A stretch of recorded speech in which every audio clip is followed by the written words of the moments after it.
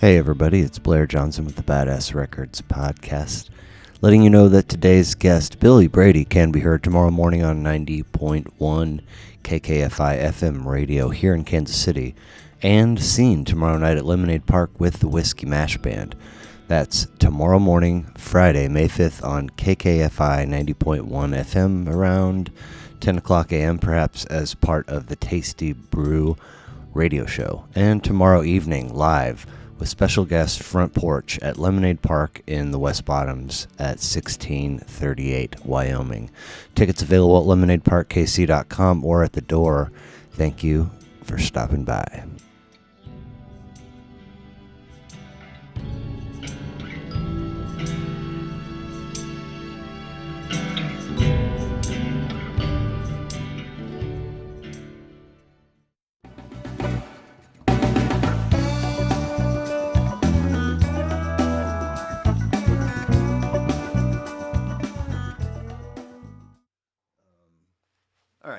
Okay, so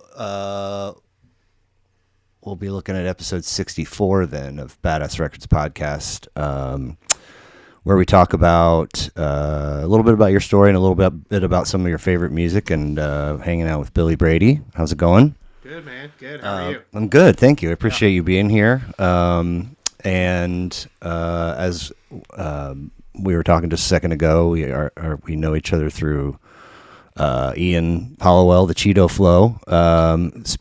Wishing a speedy recovery to him, and mid-May doesn't sound too bad in terms of what you might initially think of when you think of an injury like that. Yeah. So for sure. that's Luckily, he's still strong and young. right. You know? Right. I don't know if his GoFundMe is still. Do you have to set a closing window, or can you leave it open? You know, I've never done one before, but last I checked, it's still up. Still there. up? Okay. Yeah. All right. So if you're so inclined, I think you can find it on his Facebook page, at least. Yep. Probably, maybe his Instagram too. But yeah, if you have a couple bucks you can throw an out-of-work and recovering guy, it would be a nice gesture. But anyway, thanks again for being here. Yeah. We'll dive in a little deeper, but before we get too far, if you wouldn't mind talking Whiskey Mash and Helping Friendly, and where, if anywhere, stuff can be found online and where you can be seen live. Yeah. Well, Whiskey Mash Band, we have a single that we put out in 21, and we put out an EP last July of 22. Nice. So we have 6 songs out there in the worldwide webs. Do you have a Bandcamp? Is that where they... No, it's on Spotify. Spotify, okay. Apple Music. Okay. Nice. YouTube, all that stuff. Yeah. Is that a situation where with enough streams or downloads it would generate revenue for? Yeah, it hasn't yet. Right. I mean, I think right now we have like close to like 95 or 100 monthly listeners. Okay. Cool. Gotta start somewhere. Yep. Yep. So hopefully this summer we can generate more and trying to create our next album. Yeah. Yeah. An album, full album. Full. Okay. The Okay. EP was only 5 songs. When did you record it? It was last June. Okay. And then we put it out in July. And where'd you do it? At a home studio in Smithville, Missouri. North by Parkville. Is that? I mean, it's So I mean, it's close. North. It's north. Yeah. It's straight 169. Okay. Yeah. North of Parkville. Sure. Quite Yeah. It's like 20 minutes. I think that's where Jonathan Justice's Justice Drugstore used to be, chef / restaurant. That was really, really, really nice. I mean, like all of the mixers and like everything was from scratch, and he would do table, but you're talking minimum 3 hours round trip to go have the experience, come home. But anyway, is that a cozy space, comfortable? Yeah, studio, comfortable spot. The guy practically produced the album. Like he and recorded it for us. His name's James Albright. He's a jazz bass player here Okay. in town. Nice. So he coached us in certain positions, whereas we just kind of went and recorded it live and then plugged in a few things Nice. here and there. So, I mean, what you think of old-fashioned wise, like 1, 2, and 1, 2, and then everybody... We took multiple takes on certain tracks, and Sure. some of them we took the first one. Okay. And like Winfield Bound, the first song I recorded, I was doing pretty much a scratch track for the vocals. Okay. And I ended up trying to sing the same part later, and we were like, all right, actually, we're just going to use the scratch for the song. Nice. Like the one that I wasn't even thinking we were going to use. Winfield Bound, does that mean you guys have done Winfield? Yeah. Nice. We did Winfield last year. Okay. We won the band competition Hey. in 2022. Congratulations. Yeah. Is that a thing? That's an invite thing, right? You can't just, like, try to sign yourself up for it. We signed up. Oh, it was a sign-up band competition. Okay. Yeah. Cool. But I mean, if you're, are there multiple stages? Yes. Okay. Yeah. To be billed, or is that an invite thing, or is yeah. Okay. So I mean, we won the competition, and they gave us a couple spots, and then a month in, they gave us 2 more. So we had 4 live performances. Cool. There last September. Nice. And does that mean if you gig at Winfield, do you get a take of tickets, or is it just... We got tickets and we got paid. Okay. Yeah. Very cool. Yeah. Nice. So the it was a long stay not to get paid. Something. yeah, no kidding. Yeah. How was the weather? Hot. Yeah. But it's what you expect in Kansas. Yeah. Middle of Kansas. And yeah, I mean, I'm fascinated in the recording process, and just in terms of like, doing these episodes where people, give me a couple, and then I look up the stuff, and it's like, things were great for records 1 through 3, and then by the time they're recording for 4, they're all in their own rooms, and they're all kind of just recording their own pieces, and then somebody's producer is putting it together because they don't like get along anymore, or whatever the case may be. Yeah. It feels like a very disconnected way to create an album. Well, you kind of have to solidify or, keep some people away from the room. Like certain instruments will bleed, so you can't overdub it. Or like solos. Like Sure. Fiddle. We kind of learned that lesson. We did the fiddle live, and he couldn't go back and fix any of his parts. Really? Because it bled into the other instruments in the room, and the bass we were able to fix because we put him in a booth. Okay. So would that be the same as if like my voice is picking up on your mic kind of thing? Okay. Yeah. Okay. So banjo, fiddle, they were kind of just out, and like and the mandolin player and myself on the guitar, we were able to kind of go back and fix some parts. Okay. All right. So is the full length thing still in the writing process? Do you have okay? Still in the writing process. So are you guys get together and gig like every week or on some kind of schedule? Yeah. Usually weekly. We've been kind of slowing down a little bit, but we have this gig coming up at Lemonade Park and festivals. So we're not really in as many bars as we were weekly, which is kind of a nice, fresh, good. Absolutely, yeah. You got to keep it fresh, I would imagine. Yeah. Well, that's exciting. And then, do you have any idea where you might record it? Will you go back to the place in Smithville, or? We've been talking about the place in Smithville, or there's a couple options. There's a spot in North Carolina that I like.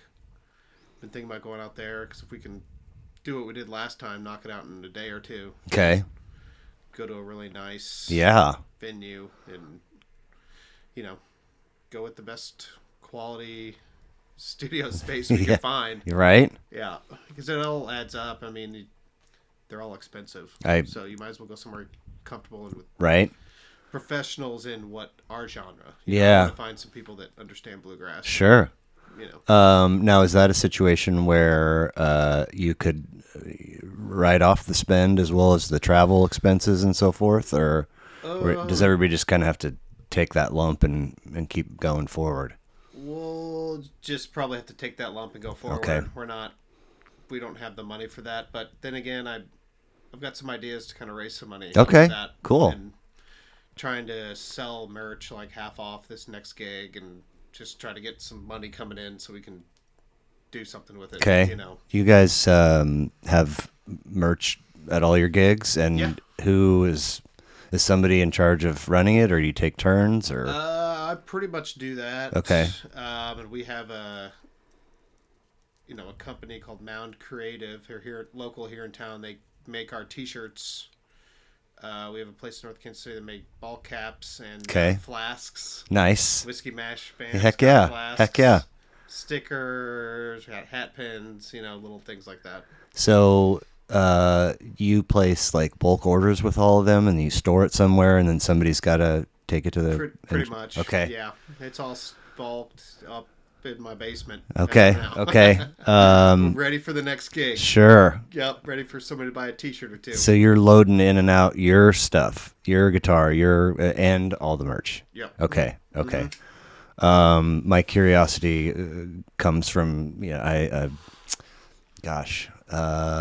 don't know, 15 episodes ago maybe I got a merch store online up and running, and it's I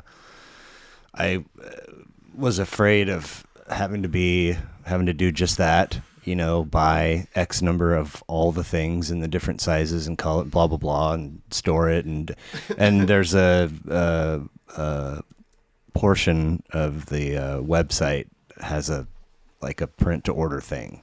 Mm-hmm.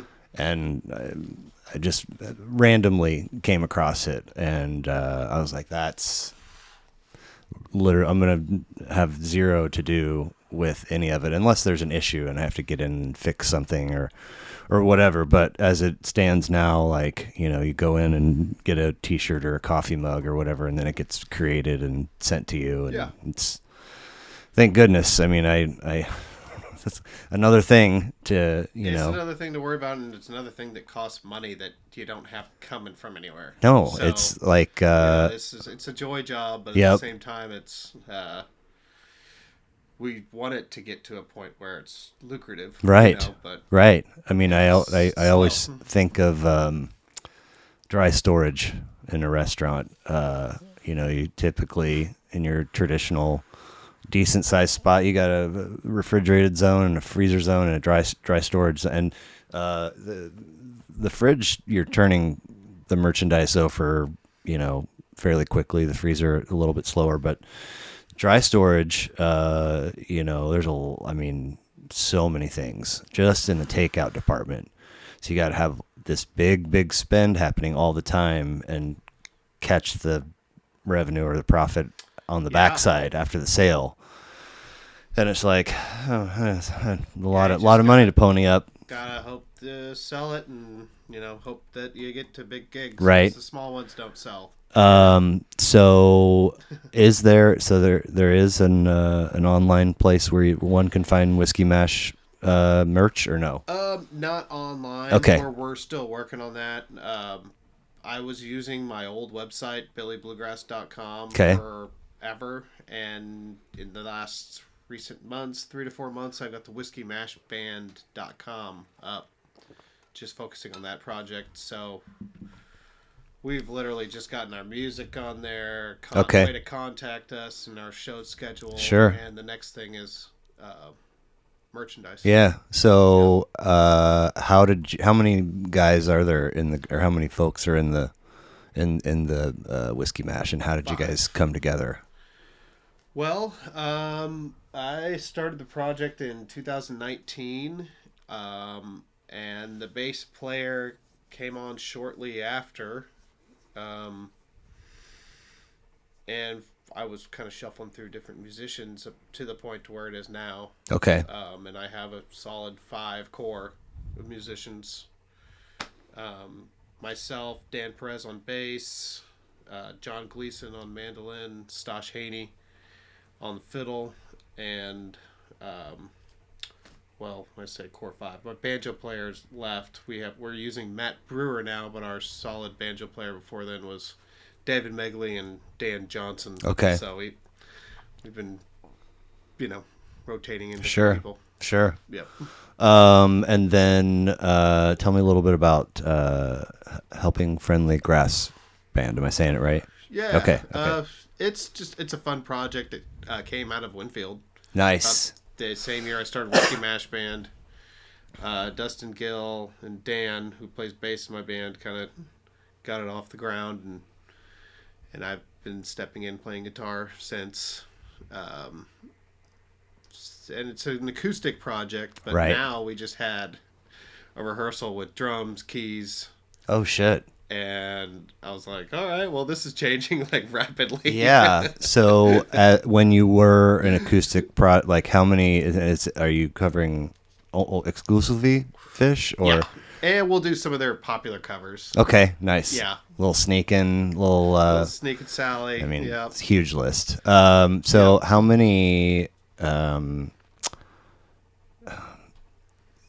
Phish songs, Trey songs, whatever, did you confidently have under your belt before you were like, yeah, I could do that? Well, not any of them. Yeah, are you kidding me? Trey, all just on the fly? It's Trey. Okay. Yeah. Okay. Yeah. I mean, he's yeah. amazing. So, I just I kind of go at it with my own style. Okay. But this week I've been kind of trying to play some of his runs, and I'm just like, oh my god, that's what he does. Like, he's crazy. It's fast. Yeah. Yeah. He is gifted beyond words. Yeah.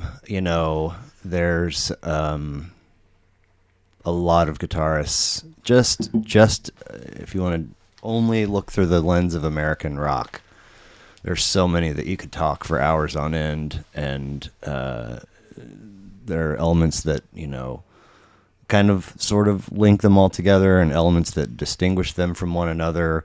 But I really, truly don't think that there's ever been anyone quite like Trey. And he'll say that about Jerry Garcia too. Right. There's no one like Jerry. Yeah. Yeah. So he captured a lot of what he was throwing down, I think. Yeah. And I quickly learned that this is only a thing that I could say in certain company, but I mean, to me, they're the greatest band in American rock history. And when I have said that casually off the cuff, people literally look at me like I'm insane, and I'm like, I just okay. Well, you don't know.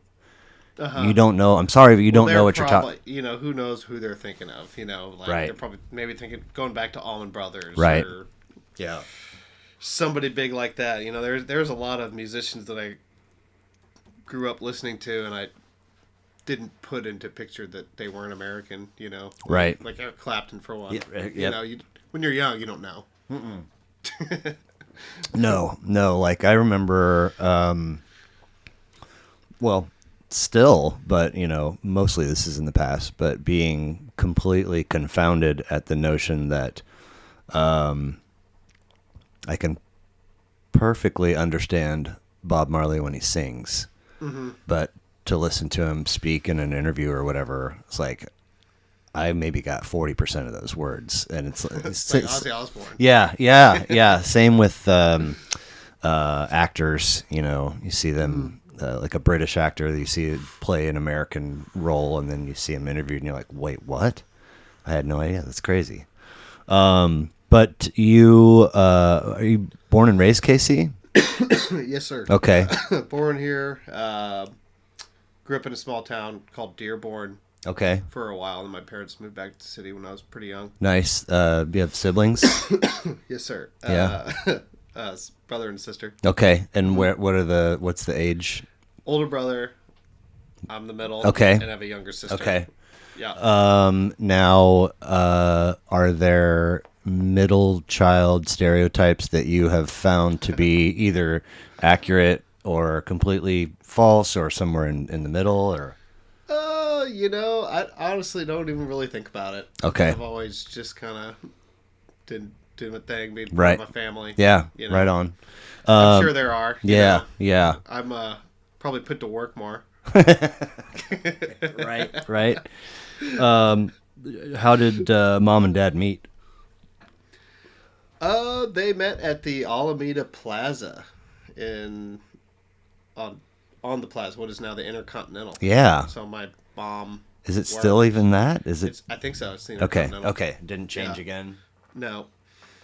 Yeah, and they got married in 1981. Okay. My mother came in 83. Okay. And are they still around and together, and everybody's doing well? And Yep. Good. They're still around. Good. Doing well.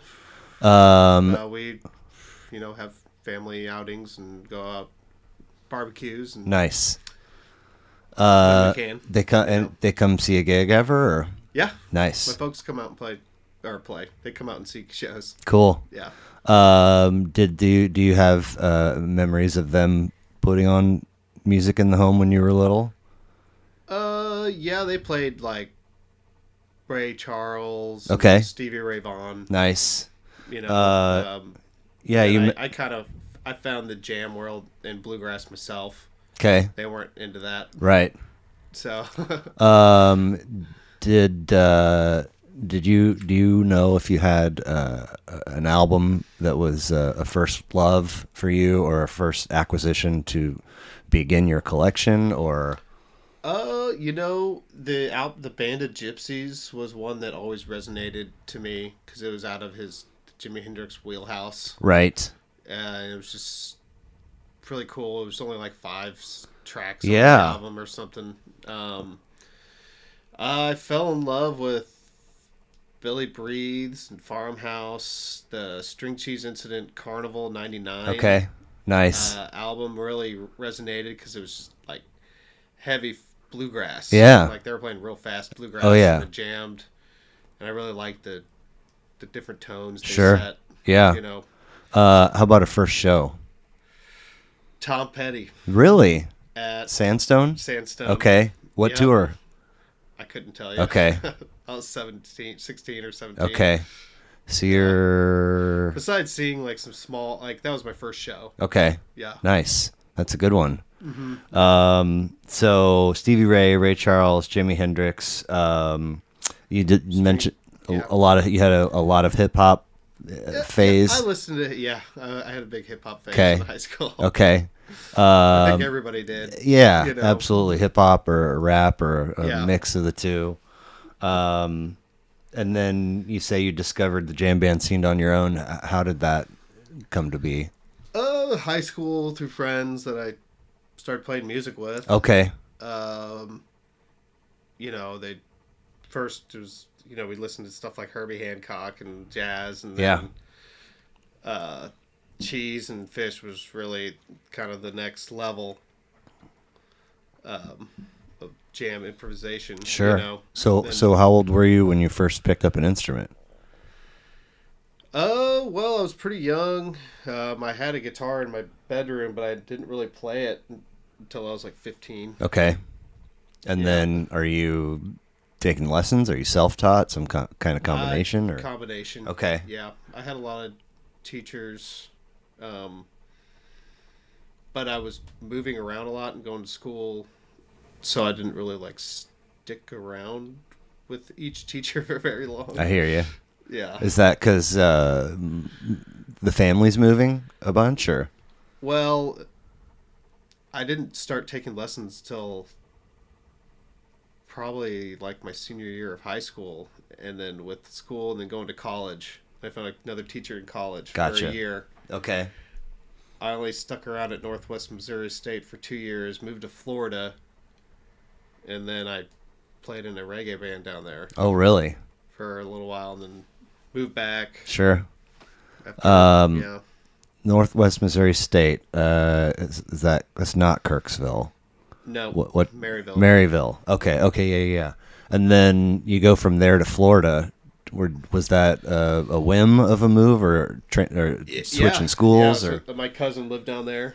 Okay. And he had a spot for us essentially. Like we moved down to like close to Clearwater Beach. Okay.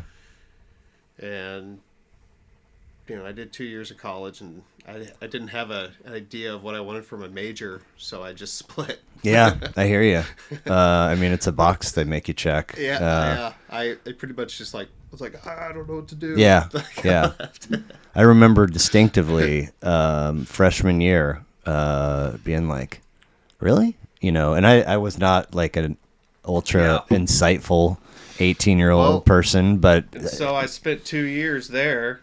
And then when I wanted to go to a different school, I had to do a lot of those general education at a different school. So I went back and finished college there because it made sense. Okay. I couldn't do all those classes again. Right. So, I remember there being this notion of, just declare something and then you can change later. And then I changed schools. I moved out to Colorado, took a year off, and then it came to that point again. It's like you declare, and it's like, seriously with it? And they're like, don't worry about it.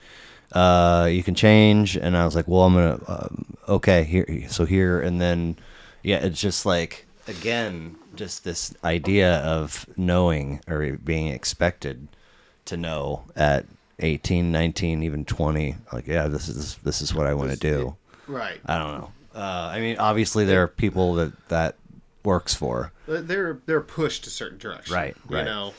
That is the problem. I mean, it's not a problem, but it's hard to find what you want to do. So if you really have to think about it when you're 18 years old, you don't think about it. No.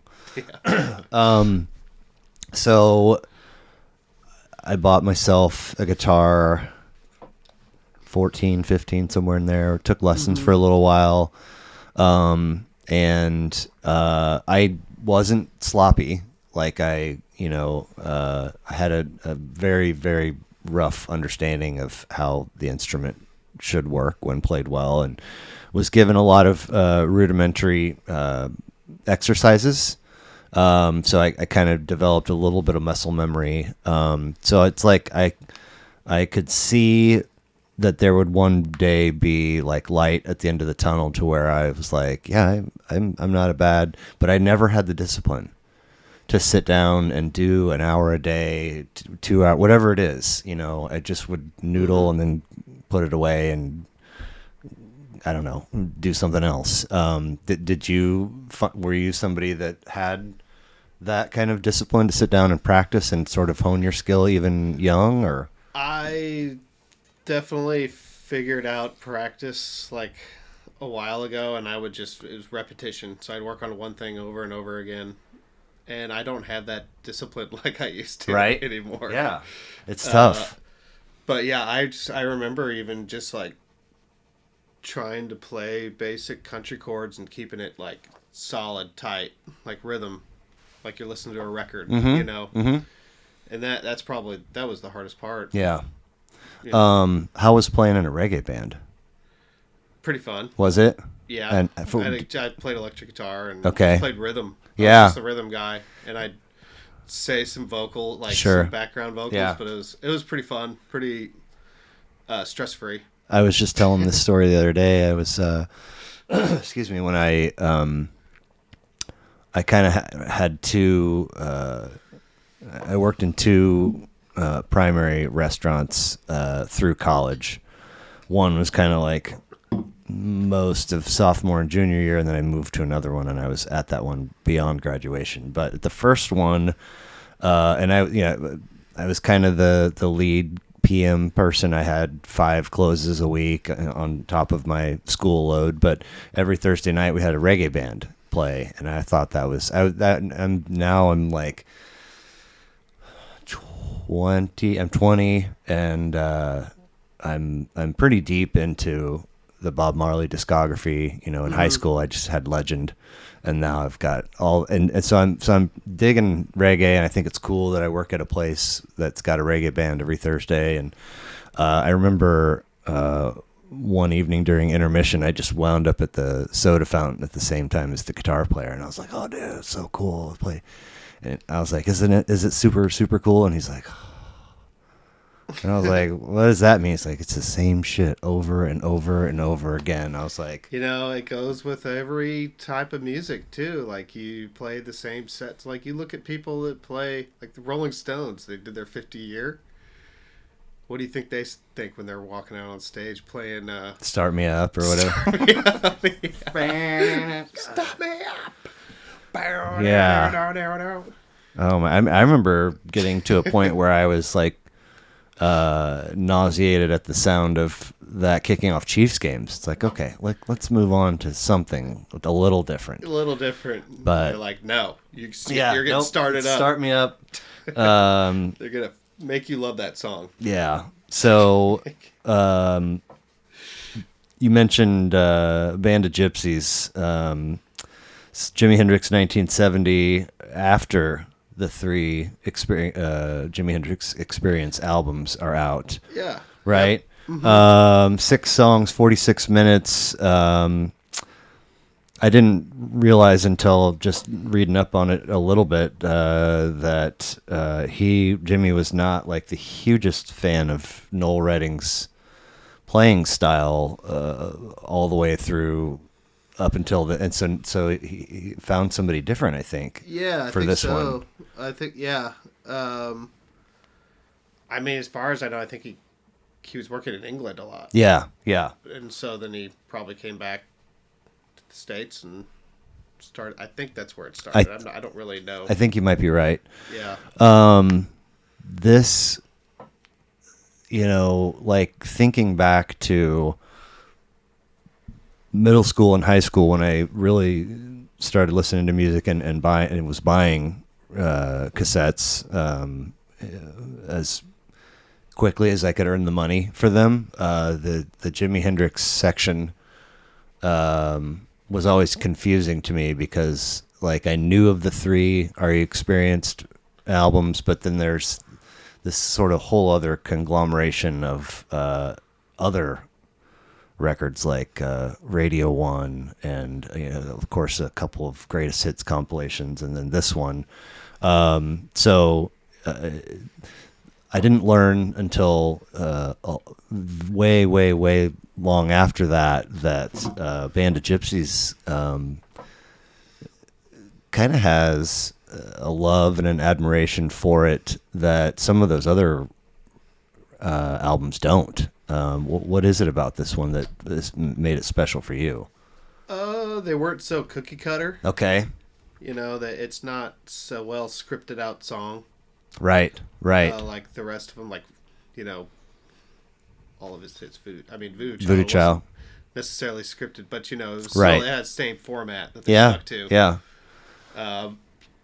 Yeah, that's what I loved about it. It was like, I think Machine Gun might have been the second song. Yeah. It's a long it's like a huge solo. Yeah, I mean, Machine Gun is the one. It's the first song. That was like pretty groovy. And then he steps out into the jam world. Yeah. Machine Gun. Who knows? And into Machine Gun. And who knows? I'd forgotten until I put it on for this.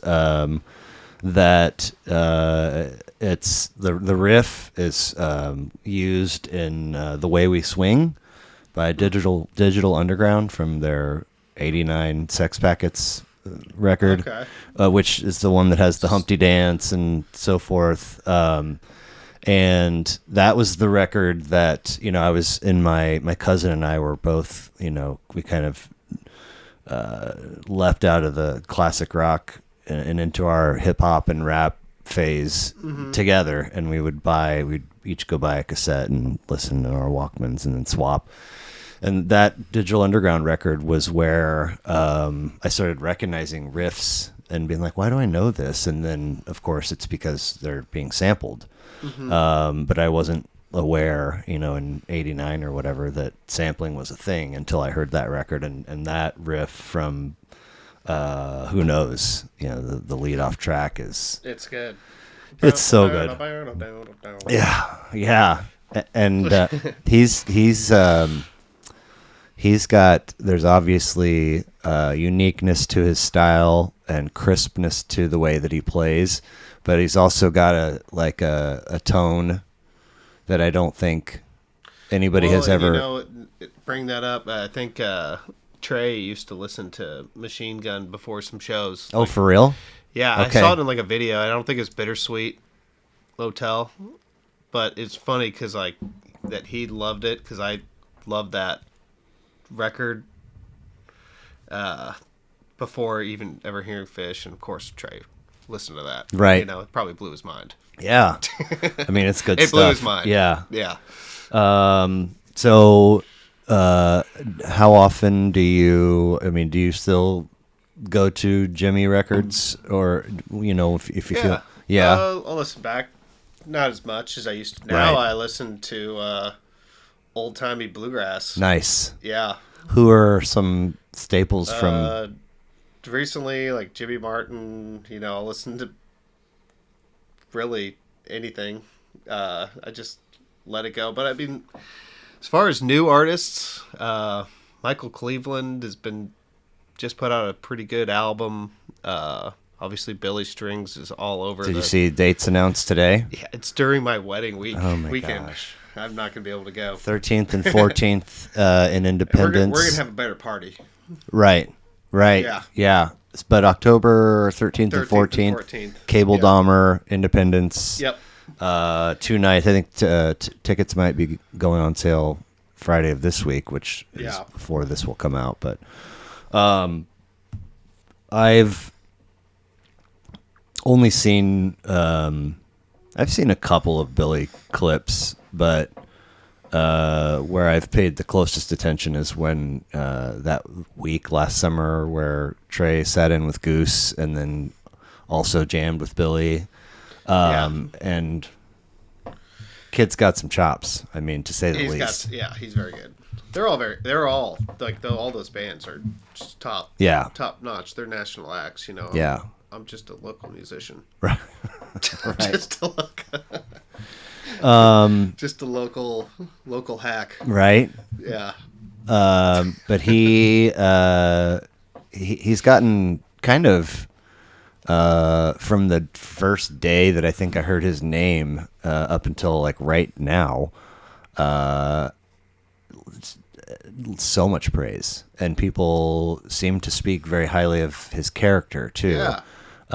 Which is always he's bringing good music in and making a better name or a bigger name for bluegrass. Right. I mean, he's playing arenas now and playing with Bob Weir, Derek Trucks, right. Goose, Trey. I mean, how could you not recognize that? Yeah. I mean, it's Who is it? Speaking of bluegrass, there's not really a scene. I mean, I love Bittersweet. Like, I am good for one viewing a year, probably. I love almost the entire thing with every fiber in my soul. But one of my favorite scenes is when the crew is sort of sitting in shotgun of Trey's. I think it's an Isuzu SUV, and it's snowy, and Trey's got a beanie on, and he talks about I'm gonna be the people say I'm gonna be the next Jimi Hendrix, and I'm gonna be the next Jerry Garcia, and he's like, no, you're not. I mean, and he says of himself, like, I grew up, I'm a kid from New Jersey at the mall, and I wear my everything on my sleeve, inspiration wise. But when he's talking about Jerry, who does he mean? Does he say Del McCurry? Who does he say? I can't remember. But he says, like, he lists a couple of bluegrass musicians that Jerry was listening to, I think, when he was growing up. I don't remember exactly. I remember the quote you're talking about. Yeah. But now I have to go back and listen to what you're talking about. I mean, it could have been Bill Monroe. Yeah, I think you're right. He's the grandfather. Right. Bluegrass, so you have to recognize him first. Yeah. Have you? He wrote Blue Moon in Kentucky. Yeah. Have you ever made your way out to Telluride? Yes. Okay. And been to the festival? been to the festival twice. Okay. I actually put a couple of our songs on the songwriters competition there this year. Really? So I'm going myself. Okay. But I find out I think May 15th if one of my songs gets selected. Nice. Is it June? Yep. June. Okay. Yep. And It's a long shot, man. There's a lot of good songwriters out there. right. That a lot of which that's kind of the mecca, right? Yeah. I mean, how does bluegrass. The Mecca's Winfield. No, I know. I don't know. Right. I mean, I don't know what the Mecca is. I have no idea. Nashville, Winfield, Telluride. I mean, all the big cats are out in Nashville, though. Okay. It seems Okay. like. Well, maybe there's not one mecca, but more like a Holy Trinity or a top 5 or something like that. Mm-hmm. But only went 1 year, and for whatever reason thought that there was going to be a way for me to get tickets and get in upon arrival, and there wasn't. So I was kind of stuck outside. I did get to see Bela Fleck play sort of under a small pavilion outside the grounds, which was really fun and kind of dialogue-y between him and the crowd. That was cool. Yep. But mostly all I've ever heard are amazing things about. Yeah, it's great. They bring in such top shelf artists. It's hard not to go there and just enjoy the show. Right. It's like, whereas Winfield's, you can kind of like get encompassed in the campground and play with people. And Sure. it's like the complete opposite. Right. So. And so have you thrown down for lodging for a weekend in Telluride or Camp. Okay. No. Right. I'm doing like $20 a night. Yeah, I know. I don't think there's. And even then, I'm breaking the bank. No. Yeah. Well, I don't think if you showed me a list of the cheapest spots, I think camping passes are like $80 or right. something like that. Yeah. It's not bad, but you got to sleep in a tent. Yep. So I want to move to your next two, but I'm going to break real quick for the restroom. So this next one, and I might be going just a touch out of order for silly reasons, but Carnival 99 String Cheese Incident, year 2000, 15 tracks, 130 minutes, and they are, by this point, they have, like, their growth just really, really swelled, kind of in the blink of an eye.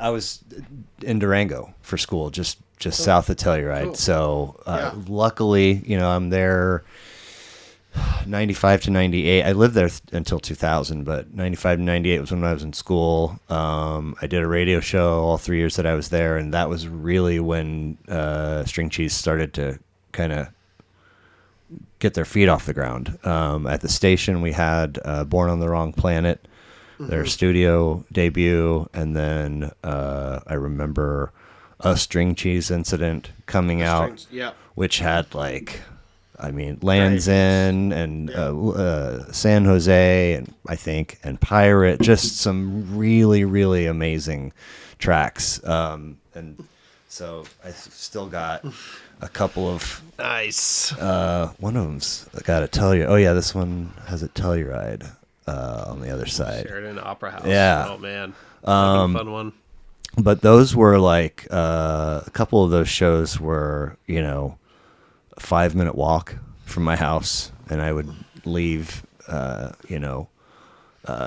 15, 20 minutes before doors or whatever, and then just walk right up and be just in awe. I think that I've not so much anymore, but for a long time, I think that I was unaware of the fact that I was seeking the band that would replace Phish or blow my mind in a greater fashion. Michael Kang's tone. That's exactly where I'm going with this. I mean, was so identical in it. Well, it's a little Jerry sprinkled in. Yeah. And some Yeah. But they were so freaking incredible. He's also doing that on the mandolin. Yes, which is a much smaller field of. But he got it dialed in. Michael King is amazing. He is so amazing. He's great. And I remember like these shows, being familiar with Born on the Wrong Planet, and then I started to meet people because Fort Lewis and Durango, there's people from all over the country. I mean, even Alaska and Hawaii going. It's a kind of a destination spot. I chose it because really it was Colorado State and Fort Collins or Fort Lewis and Durango were like right at a grand a semester if you had in-state tuition. And obviously I'd heard fantastic things about Durango. I was moving down there from Estes Park, so I had already kind of spent a little bit of time in Fort Collins, but yeah, so I start meeting people from in school and whatever that have like relatively decent sized bootlegs on cassette of String Cheese, like dozens and dozens. And at this time I've got quite a bit of I've got a decent bootleg collection. Some Dead and some early mid 60s stuff like Mickey and the Heartbeats and a couple of Jerry Band shows, but I've got a lot of Phish shows and no String Cheese shows, and all of a sudden people are like cropping up and it's like, these guys are fucking here to stay. Yeah, they're great. I haven't seen them in a while. I actually going to see them for my birthday. Okay, which is July 11th. Okay. My fiance bought tickets for us. So yeah, it's funny. Like when we both met, we were both into the same kind of music. Nice. It's huge. Maybe invaluable and irreplaceable. You can't swap that out with another quality. Yeah. So she saw a lot of Cheese shows. We might have been at the same ones, and Cheese has always been a go-to since I was young, and it's another reason why I fell in love with bluegrass, right? And I love Trey too, like around the same time. So I was like battling between which one I even liked better sometimes. Right. Well, so I was dialed in through Carnival, which has got Dave Brubeck, who was the original artist of that, Paul Desmond. Take 5 is, let's see here. There we go. Take 5 is track 5, and then Hey Pocky Way is track 6, Meters cover. So number 1, Shenandoah Breakdown. Yes, that's Bill Monroe. Oh, okay, there you go. That bluegrass. Yeah. Yep. That's what I liked about him. Black Clouds is another great bluegrass tune. He, Nurse wrote. It's just got a good riff. It does. Good feel. Mauna Boa, track 3, it's got some real fun strings on it. One of these has featuring, what's his name? Hole What You Got. Oh, right there. That's a Jimmy Martin tune. Paul McCandless. Okay. He was at that show, and he's featured on, I think he might be on this record. He recorded one of the early records with them. So Carnival, and then I think I missed one. No, I have Round the Bend, Untying the Knot, and then Outside Inside. Outside and Inside. Great album. That one was like, you could tell they honed it in the studio really well. Yeah. And that ended up becoming, I wouldn't become a dad until 5 or 6 years later, but that's got a track, I think it's called Sirens, and the refrain is "I just called to say," and that ended up being one of my go-tos for rocking my daughter as a first-time father. Yeah. But saw them. We went out. So good buddies getting married. College buddies getting married in Arizona. No, in Durango. Go out for his wedding in '05, and then made a Grand Canyon trip out of it, and sort of took our time getting home. But on our way out to Durango, we got tickets to Big Summer Classic. I was there. In '05 at Red Rocks? I thought it was '07. Oh, sorry. Big Summer Classic at Camp Zoe. Okay. Either way, Yeah. it was, I think we probably partied in town the night before and then went and tried to, at this point, now I'm 30, and basically tried to just hang like I was 20, and Yeah. that was not but point being, Big Summer Classic was wild. It was 8-ish artists across the whole day, and Cheese was, if they weren't the headliner, they were darn close to, I think it was their festival, honestly. I think they put it on. But I was blown away at, if you could, live in the venue, if you could shut off audio and you're only just watching the show from a decent way up, I was like, is that Chris Kuroda and the Phish crew doing the lighting, because it looks identical. And I had not, most of the gigs that I initially saw them at were smaller venues, and they obviously from '98 to '05 grew a bunch. But I was like, this is really morphed into, not in a bad way, but I did and still do have a slight taste in my mouth from feeling like it's, the not that the rig looks the same, but the product looks the same, and the shifts and everything felt, like they were interchangeable. And I kind of just remember feeling like you didn't want to try and do your own thing, which is no slight to their music or Right. anything, but just, it was, again, it's late in the day after partying all day, thinking I'm 20 years old, so it's not the clearest, but just spoke, it's sort of like that. Wow, that there's people out there with Cheese bootlegs, and people that are traveling to the Gorge and Missoula and all of these New Year's. They're doing a New Year's thing, and then all of a sudden here they are at Red Rocks putting it. It's just like, wow, man, that really blew me away to sort of, not in real time, but in some kind of presence, watch that sort of unfold and develop. And I don't think they have, they put out something they put out a record a few years ago, and then another one a few years before that, but it's been a minute now.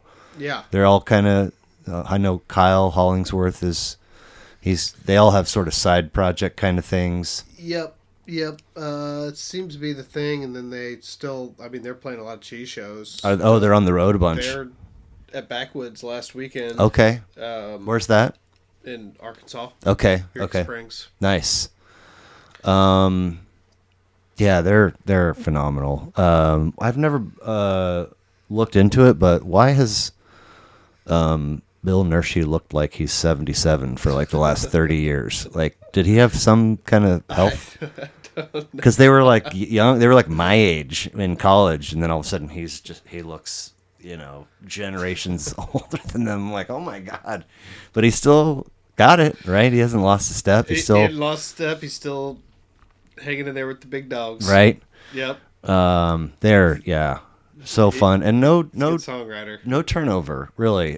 Kyle, I think, joined after Born on the Wrong Planet, which I think was an almost necessary addition. Like adding keys to the mix. I know you're a bluegrass guy at heart, but I love. It's cool, man. I love the that's keys. The thing, but this weekend we're playing with the keys player, and I hadn't played with one in a while, and like I should dive back in electric guitar again. it's, but Right. been playing the acoustic for so long, it's hard to go back and forth, I guess. Yeah. Well, Not necessarily, but it's and it's a thing. It's like anything. You got to get the repetition down to going back and forth. And once you do that enough times, it'll start to feel like everything else you're comfortable doing. Mm-hmm. I would imagine. Yeah, absolutely. So we stay in 2000. We have had people pick. We've had Rift. We have had Hoist. We've had Junta. We've had Live in Brooklyn. And now we have Farmhouse. Thank you very much for tuning that. Yeah. So I remember I'm back. I moved back in March of 2000. This came out in May, and I was doing some restaurant work in the evening and working with my dad during the daytime. And we made a special trip to Streetside in Westport the day that this came out, so I'm still buying cassettes in the year 2000. But very much this. So this was, let's see here, their fifth album that they put out once I was aware of them, right? So Junta through Rift, like I didn't know, like I discovered them shortly after Rift came out. But for Hoist and Billy Breathes and Story of the Ghost and Sick at Disc and everything after that, I was like aware of the release date and getting the record on the day it came out. And Farmhouse might be my all-time release day purchase of all time, because I didn't really know what to expect then. There were no there's always been singles, but it wasn't like, at least in my understanding, it wasn't like singles would be available or necessarily heard or available in a bunch of different settings. So I mean, probably had heard a song or two live, but for the most part, the whole thing was a surprise. And what a record! Yeah, I mean, the title track obviously is good. It was fantastic twist. I still play Bug. Nice. I like the line to it. Yeah. The little lick, the G, Yeah. and the F lick. And it's easy to do. We're going to play Back on the Train this weekend, and Nice. And heavy Things is like one of those. So I mean, the solo that he created on that album, like I couldn't even begin to like try to do myself. Try to get close, but it's hard. Yeah. It's just got good flow and movement. Approaching the solo and coming out of it and everything in between. And it was one of those things. I don't even know if I know exactly, but I mean, there's sort of this build up, right? And all of a sudden you start getting like this wood block or this like clappy sound, and it's not exactly clear what it is, but as you're trying to figure that out, then they kind of bring in the whoa background vocals, and there's just such a full sound spectrum happening that sort of all begins with that lead into the solo. That, I mean, and then to close it out, he just works his way down. I mean, it's fantastic. Yeah, it was very well done, and that's when I was like, whoa, like, obviously before then I listened to more of their live stuff. Right. And what's the runtime on Back on the Train? Is it like 3:05 or something like that? Yeah, 3:02. 3:02. And so, I mean, if you think about how long they play it now. Yeah.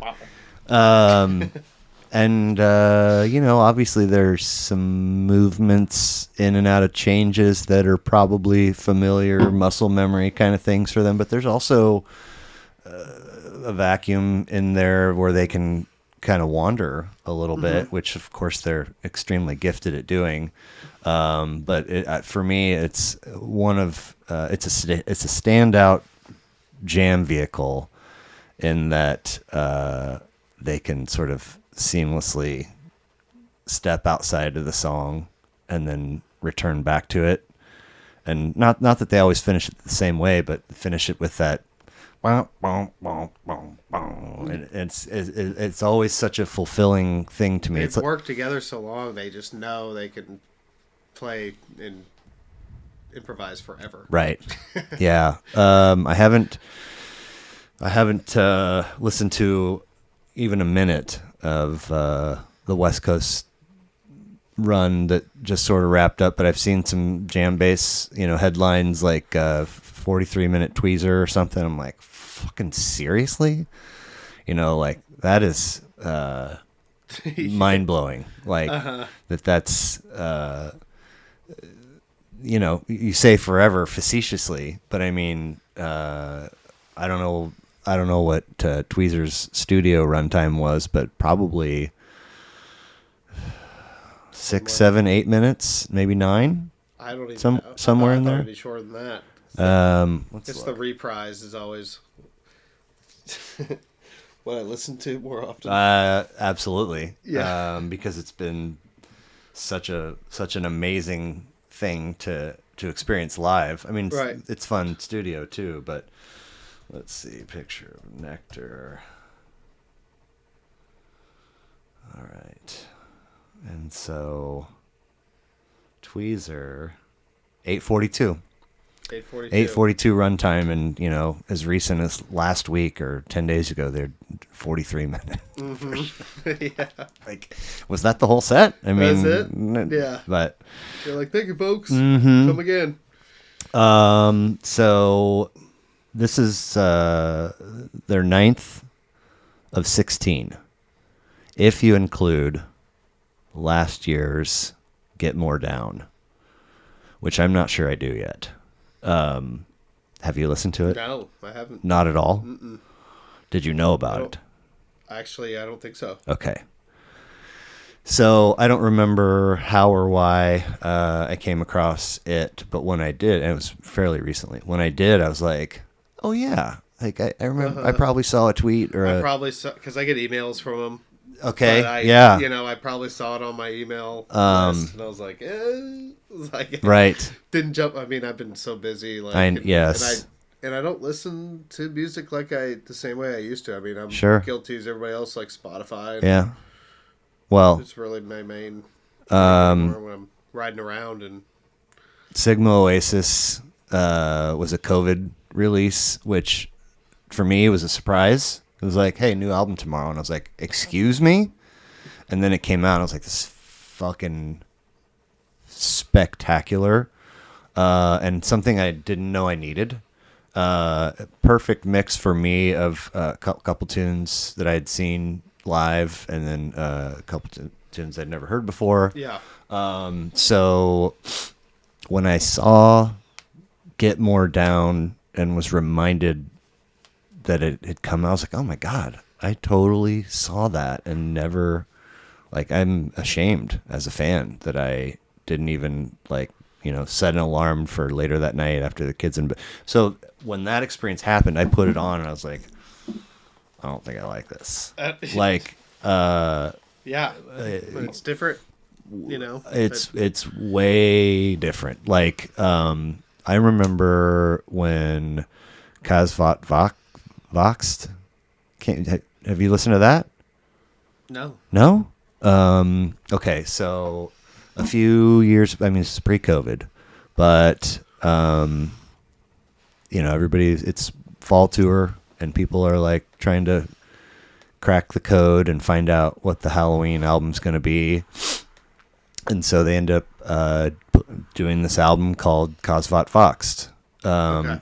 And it's they literally hired people to create and the record is called I Rock, and it's spelled like with a K or something weird, but it's all like it's not Eastern Bloc, but it's like maybe Scandinavian.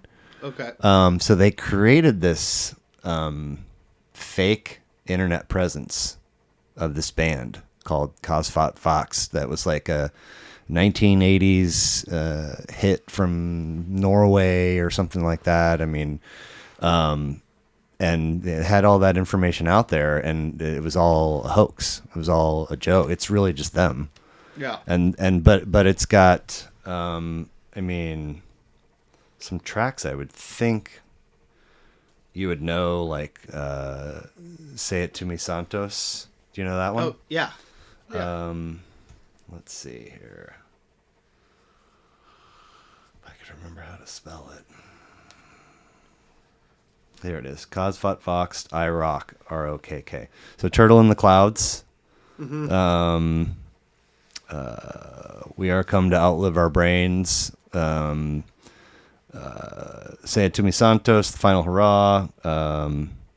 Cool Amber and Mercury. I mean, so they do this whole, and then, you know, it's like just this sort of this tongue-in-cheek, like, haha, we're not covering somebody else's album, it's just our new album. But that album is good. It's I like it a lot. It's got a lot of really good spots. Yeah, you have to send me that. Yeah. Or I'll look it up. Yeah. And then Sigma Oasis, I love every track. I'm not the biggest fan of the last track, whose name is escaping me right now. Thread? Yes, but every other track on there is phenomenal, and so again, surprise announcement, and ended up being, you know, something I didn't know I needed. As I said, a fantastic record. So to go back and to listen to Get More Down, I was like, I don't know what you're doing. Like, this all feels intentionally clunky and atonal, and maybe like a fine wine with age and repeat listens, I'll develop a really. But first listen, I was like, this can't end soon enough. I'm interested now. Yeah. I want to listen to it. So that I had that experience like 2 or 3 months ago, and I haven't gone back. I'll go back eventually. I haven't yet, though. Probably because I'm scared that I'm eventually like it. I'm eventually going to decide that I don't like it, and there are not very many things under the Phish umbrella that I don't fully love. You know. Yeah. So I don't want to change now and start being like, well, these are the Phish things that I don't like. But anyway, so 9 of 16. I know you said that you, in high school, you discovered The Dead and String Cheese and Phish, but if you could sort of take me to your discovery of Phish and bring me up to today, like some of the key experiences or memories or shows or yeah, I was just listening to Phish and on a road trip, you know, when I remember first driving out to Colorado when I was a teenager. Okay. And not even ever going to any of their shows. I just enjoyed the music. Yeah. You know. And then when I was able to go to the shows, I made me want to play guitar. Right. What do you remember? What your first show of theirs was? Of Phish. Mm-hmm. My first show of Phish was. Actually, I didn't make it in 2003 when they went to Bonner Springs. I was in high school then. Okay. But I didn't go. So they broke up in 2004. Mm-hmm. And they came back in 2009. Mm-hmm.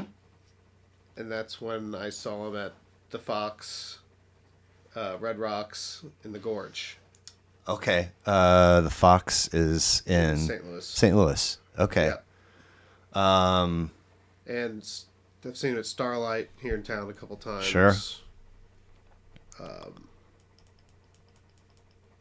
Festival 8. Okay.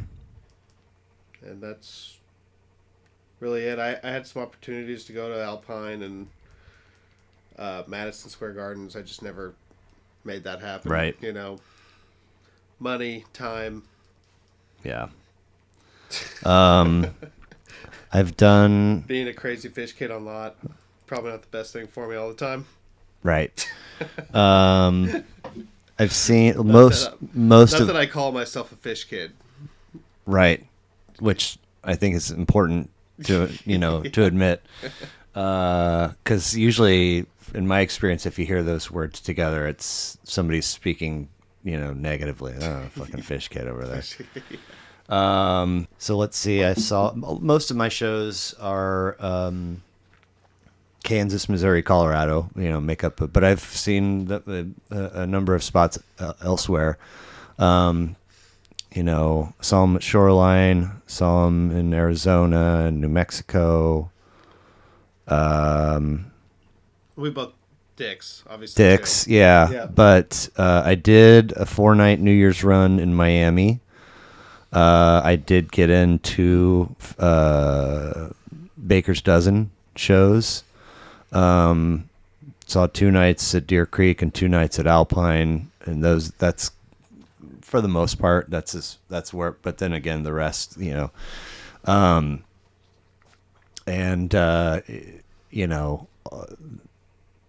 there was it's still something of a mystery to me. I don't know exactly what happened, but I totally missed that Round Room and Undermined had come out at all, which were, I believe, 2002 and 2004. Yeah, and mine was great. It was some time around, like making plans to go out to that wedding in the Grand Canyon and Big Summer Class. I don't know what I was doing, but all of a sudden I realized that Phish had put out 2 records that I had completely missed, and I went and got them, from a used CD store that day. And Undermined is great. Round Room, in my opinion, is not. But there are a lot of people in Facebook Phish groups that really like it, and teaches his or her own, of course. But that was interesting time for them, to say the least. But they continue to be, 1A in my mind and my heart, and I'm most days of the week grateful, happy that they are healthy as a unit and still interested in. Yep, still interested, still doing it, friends, and that's what it's all about. Yeah, absolutely. Having fun. I'm sure they're still. I mean, God, the size of their shows, they're they're having fun, but it's just, it's good. It's rare. Yeah, very rare, very rare. Mm-hmm. So, I talked a little bit about sort of having that discipline early on in the instrument playing career or life. Excuse me. Bless you. Were there any obstacles or challenges for you that you sort of had to, recognize as that and then overcome to get to where you are today, gigging and recording and? Repetition as far as singing and leading songs is difficult. So you're cut from the cloth that can sing and play at the same time. Yeah. So that's what a whole other thing. I mean, singing and playing you're born with whatever level of skill and talent, and then you develop via repetition, but to do them at the same time, like, I don't have that brain, I mean, to me, it's a whole other level of craft and intelligence that I don't think everybody's born with. So has that been something that you've came easily at any stage along the way, or that you've developed via repetition, or how has that been for you? I guess it kind of developed, and finding my voice had to develop too, because I couldn't sing at all, like hardly. Really? I mean, but I just kept playing. When I joined that reggae band, I didn't have to sing lead, so I could sing harmonies. Nice. I mean, but I wasn't very good at it. I'm still not good. Harmonies isn't my thing. That's why I'm more of a lead singer now. Okay. So I know kind of my strengths as Yep. far as that goes. That's just kind of what you have to do. Like, just realize what your strengths are and kind of stick to it. You know, my leads have gotten a lot better, but I still have a lot of work to do. Okay. Yeah, like taking good solo leads. Yeah. There's Kleenex over there if you need to grab one. Appreciate it. I'm good for the moment. Okay. So having, sort of come along the path that you've come as a musician and honing your craft and being in the different lanes of musicianship and vocals that you've been in, any message to startup musicians or even a seasoned vet that's finding themselves struggling to stay focused or find focus? Or Yeah, I mean, I guess just keep trying to sound like the artist that you want to sound like. Right. Try to focus on that, and you'll get there. Nice. You just have to keep working at it. Right. And it eventually happens. Right. Takes a long time. Takes years. Malcolm Gladwell famously said 10,000 hours, Yeah. for whatever your thing is. Musician, athlete, seamstress, author. Hey, you got to put in the reps. Yeah, you got to put in the reps, and it's kind of difficult these days because now being a musician kind of means being on the computer a little bit more than I think it used to be. Uh-huh. And so that kind of takes, I think, away from a lot of it because we don't have time to promote and get things going all the time, and then performing, putting together set lists, bringing in new musicians. It's just like it's so much that it's just overbearing most of the time. I had, somewhere in the early 40s, Kadesh Flow is a local rapper, trombonist. He came and did an episode, and he plays down at the Ship. He plays in a bunch of different outfits, but he plays. God, what is the name of their band? It's Brad Buckner's. He's kind of the dude behind it. He did an episode too, episode 21, back in June. I watched. Okay. Yeah. They have Tiki Brawlers is their ska outfit, and that maybe Casey Green might be the name of the. Anyway, so when Kadesh was here, he spoke to that very thing about whether you've kind of just always done it off the cuff and one step at a time, or you've had a lens through which you look at your week as a musician or your month or whatever it is. And he talked about having to very recently, sort of shake the Etch-a-Sketch on that week look or that month look and cut stuff out so that he could insert time for digital stuff, social media, booking, just interacting with studios, all of those. And he was like, I hate it because I would much rather be, gigging or rehearsing or practicing or whatever, but it's absolutely necessary for me to go from the step that I'm at right now to the next step. And I was like, I kind of think that if you don't have at least some level of mindfulness of the necessity of that, then, you might be left behind, No, absolutely. Or somebody has to do it. Right. Yeah. Right. Yep. Yeah, You that's have to think about it a lot more, and it's not what you want to do, right. But it is what it is. Yeah. Yeah. So you're getting married this fall. Congratulations again. Yeah. Gigging in 2 outfits, looking to record a full-length record. Yep. Playing festivals. Yeah. which is a lot. I don't mean to list all that to say that it's not, because it is. But I'm curious if you have other personal and or professional long-term goals that are kind of maybe not right at the forefront right now, but kicking around back there somewhere. Yeah. Well, my fiance and I have talked about moving. Okay. We're not right now. Right. Because I love Kansas City. We're Sure. staying here. But we've talked about going to Durango. It's just funny you brought that up. Just love it down there. And love the vibe and such good bluegrass country. Absolutely.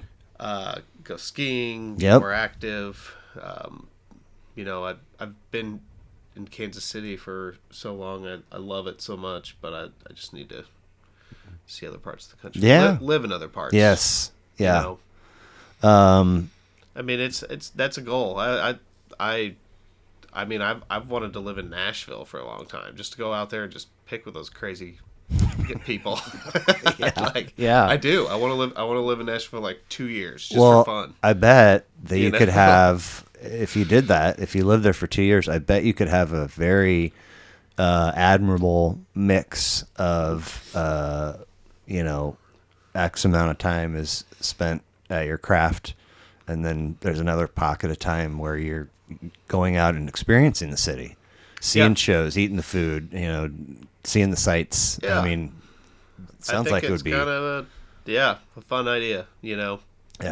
Meet new people and new experiences, new mindsets. Right. Durango and Nashville. Durango, Nashville. Yeah, I like that idea. Montana's not a bad idea. Sure. My fiance lived there for a while. And she loves the idea of Bozeman. I mean, yeah. I think, Montana and I don't want to say all of Colorado, but for sure Durango. Probably a lot of like-minded. Durango to Ouray. That's a $1 million highway. Yes. I mean, can you get any better than that? that? No. I've driven it once, and it was in the winter, and I was pulling my trailer, and 550. Holy moly! I didn't realize death is very near if you're not very careful. Yeah. Okay. Complete this sentence for me, please. The world could become a better place to live in starting tomorrow, if only we stopped using plastic. Fascinating. I was having a conversation today with a colleague. We both sell to restaurants and hotels and schools, and she called me because she wanted to know if I had ever seen or heard of this plastic substitute for corn husks or banana leaves when it comes to making tamales. And I was like, no, not at all. And she's like, I was just at a place that has them and used them, and they used to buy them from this company and blah, blah, blah, and it's textured plastic, blah, blah, blah. And she just wanted to know if I'd come across. I was like, no, I've never heard of that before in my life. That sounds absolutely crazy.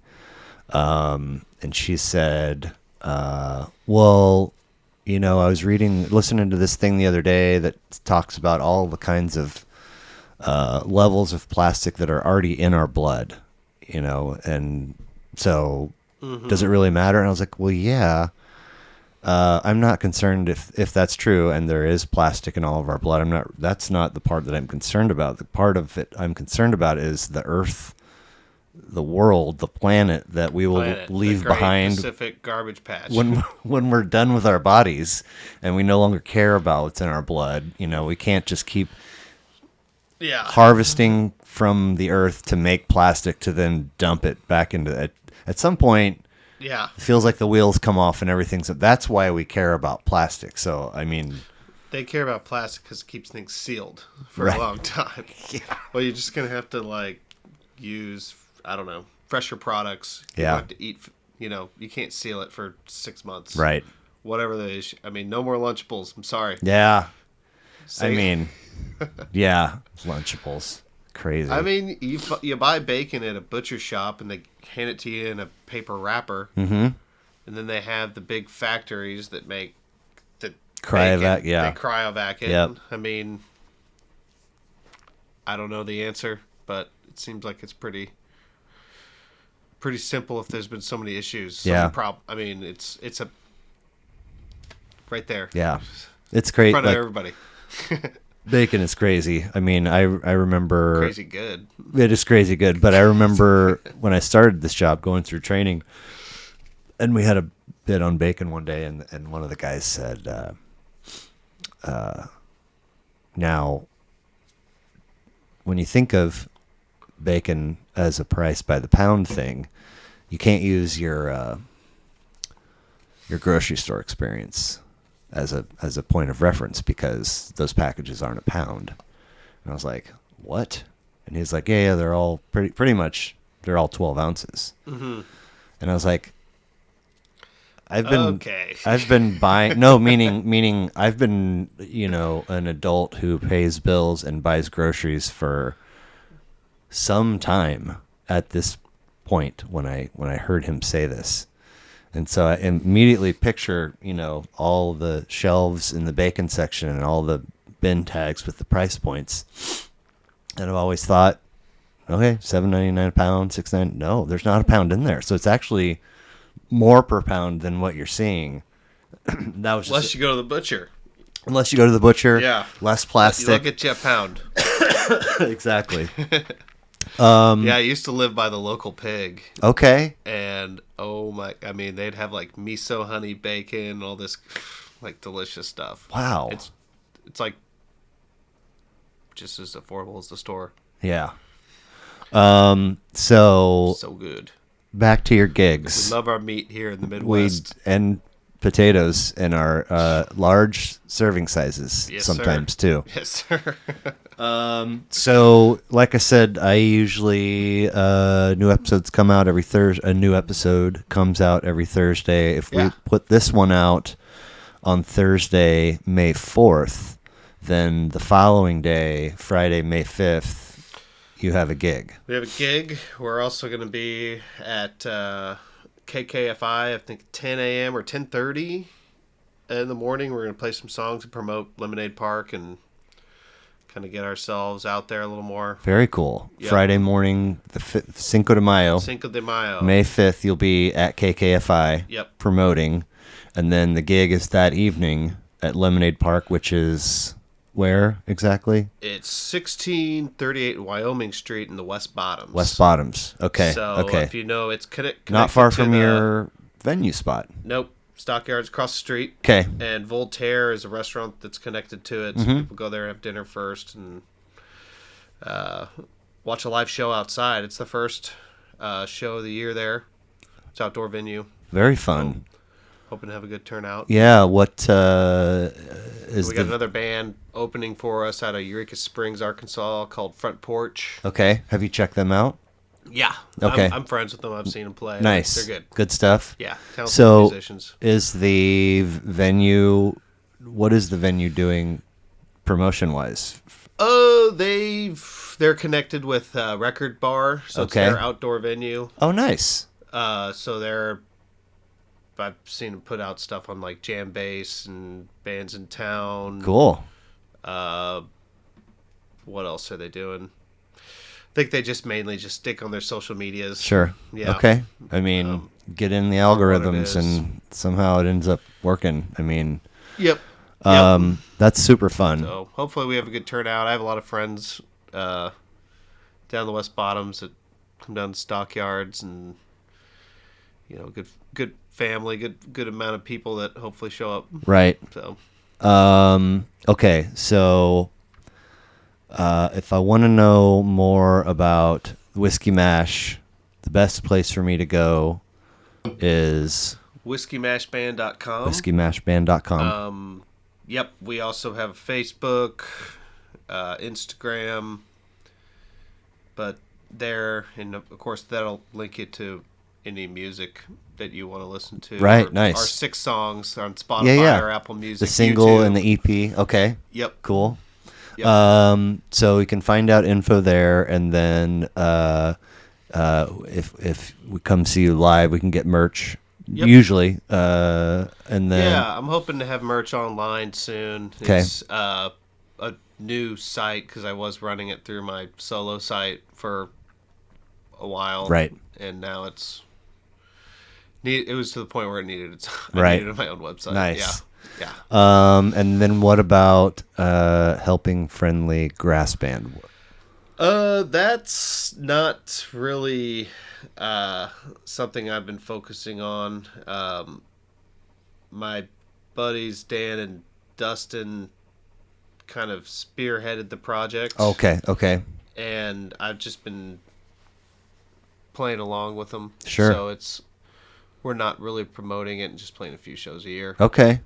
But when shows do crop up, like your Facebook page. There's a Facebook page. I'll put it on mine. Okay. So the Helping Friendly Grass Band actually does have a page. We actually do. Yeah, we have a Facebook page. Cool. Very cool. Yep. And mostly Phish covers and covers that Phish does. Yep. Correct? Okay. Yep. Very cool. Any other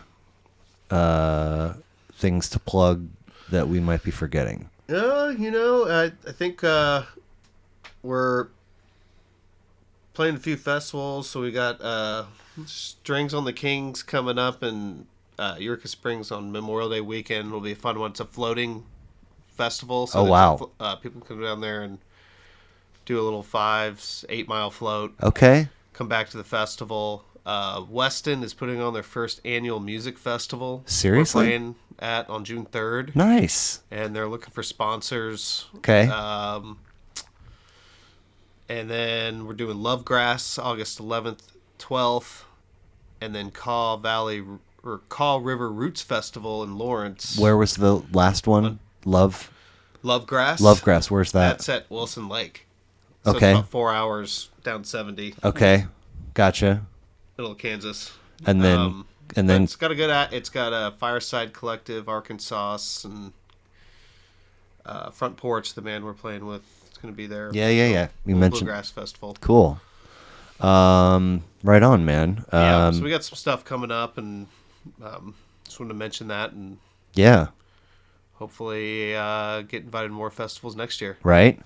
Yeah. And if you had to take your best guess, when do you think the studio project would be out and available? Is that like a year? I would like to have it done by this summer, but coming summer? I don't know. Right. Yeah, I want to. Yeah, it sounds have it like done by then. Sounds like you have a lot already. Yeah. Squeezing an album. Well, it's kind of important. Yeah, absolutely. To keep the music on Spotify. It's either that or I don't want to keep doing singles as of right now. I will. Right. But I like the idea of creating albums. And did the EP have cover art? Yeah. And where did it come from? A fella named Eric Bachman. Okay. He basically met him at Stockyards. Nice. Yep. Very cool. And he did something digitally, he drew it out on a beverage napkin. Not a beverage napkin. Joking. Yeah, I know. That's pretty good. No, he I don't know if he stenciled it or colored penciled. Cool. But it's cool artwork. Nice. And we took an image of Parkville because that's my title track. Okay. So, and then he kind of stenciled it and added mountains and just made it nice. Made it look almost kind of like Carnival-y 99. Like, okay. Yeah. That was kind of like the vibe I was going for, and he nailed it. Cool. Now, do you think you would go a different direction or go back to him for the full length? Maybe. Yeah. Right. Yeah. No, he did a good job. Cool. So on our album, it's called Warm Summer Day, our EP. Mm-hmm. Our first track is Parkville, obviously. And then it goes into... Oh, man, I'm having a brain fart. So it goes Parkville. Third song I know is Snowfall. Here, let me look at my track real quick. Yeah, please.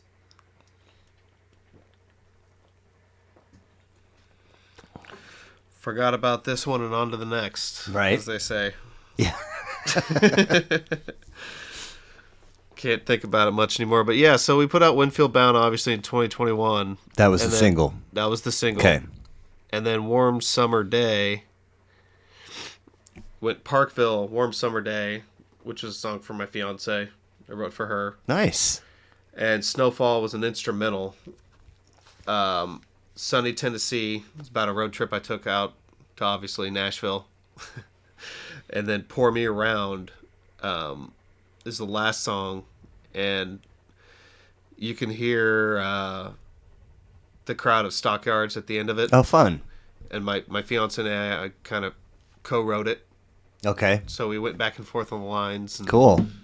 And made it what it is. You know, it's like just a pure drinking song. But this EP with those tracks has roughly 5 musicians playing? Yep. Okay. 5. And so, you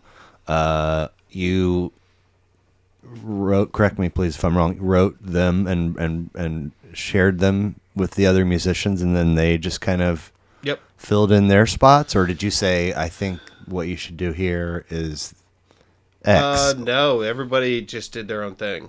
Okay. That's and no toes were stepped on. If anything, I'm getting coached more than anything. Oh, okay. And you're open to that. Yeah. Cool. Because James Albright, he kind of coached me on when to come in, and also the banjo. Like, he had a lot of lines where he was like, all right, don't come in precisely like a stereotypical on the one, Right. So it's just like, it was cool to kind of step back and see that and be a part of the studio process. Awesome. I really enjoyed it. I wish I could spend more time there. Sure. Like, it's just... Right? Yeah. Money. Right. Did the Smithville one set you back, or was that sort of like a... No. Okay. He's affordable. Nice. Yeah. Very nice. So, okay. His time is valuable, though. So, Whose isn't? Yep. Kids that still live at home, I guess. Even them. I don't even... Kids are... His kids, I think, still live there. Nice. Yeah. Okay, so check out Billy Brady and the Whiskey Mash Band.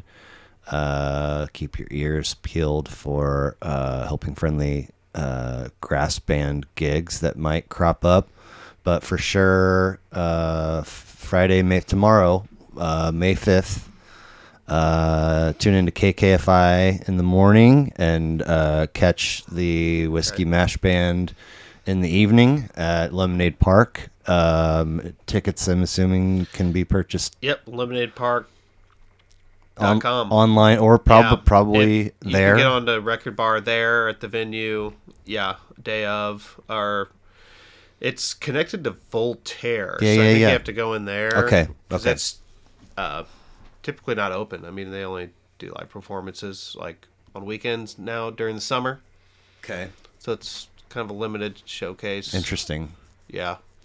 Awesome. Well, thank you so very much for giving me some of your evening and coming to do this. Thank you. If you find yourself in conversations with anybody that would be interested in doing the same, I'm always looking for folks. Yeah. So please keep me in mind and feel free to share my... Yeah, you can bring one of the other bandmates up. Right? I'd love to. Anybody that wants to do it. Yeah, cool. I'm about... What are we in? April? So thing has been sort of alive and breathing for about a year and a half, 16 months, 18 months, somewhere in there. And I'm about out of people that I know and you mainly focus in the Kansas City area. Well, only because I don't want to do virtual. Yeah, I want them to be, and I'm not to a spot yet where I could fly somebody. I probably won't be for a long time, but that's okay. In the meantime, I know baby steps exactly. Yep. Keep sort of just trying to grassroots work the thing, and when I meet somebody, hopefully they can send me somebody else, and so on and so forth. But anyway, thank you, man. I appreciate it. Yeah. Looking forward to seeing you hopefully more than once this summer, and Yeah, come on out to the show. love to. Yeah. Appreciate you. Cool, man. Thanks. Good to meet you.